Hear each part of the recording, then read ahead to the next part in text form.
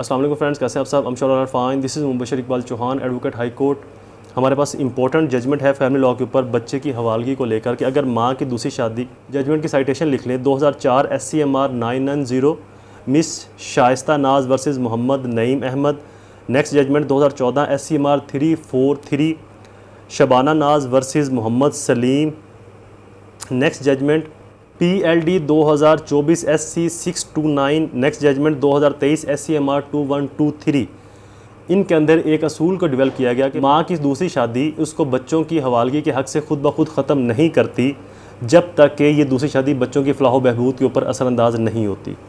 और इसी दूसरी जजमेंट के अंदर ये प्रिंसिपल इस्टेब्लिश किया गया कि माँ की दूसरी शादी से ये प्रिंसिपल डेवलप नहीं होता कि वो बच्चों के हक़ से दस्तबरदार हो गई है या बच्चों को अब उसकी कस्टडी से वापस ले लिया जाना चाहिए, बल्कि इसके लिए देखा यह जाएगा कि बच्चों की फ़लाह व बहबूद या उनकी वेलफेयर कहाँ पर है और क्या माँ की दूसरी शादी से बच्चों की वेलफेयर के ऊपर कोई नेगेटिव असर तो नहीं पड़ रहा।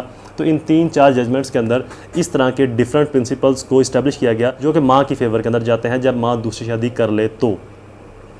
आई होप ये जजमेंट आपके लिए फ़ायदेमंद साबित हुआ होगा।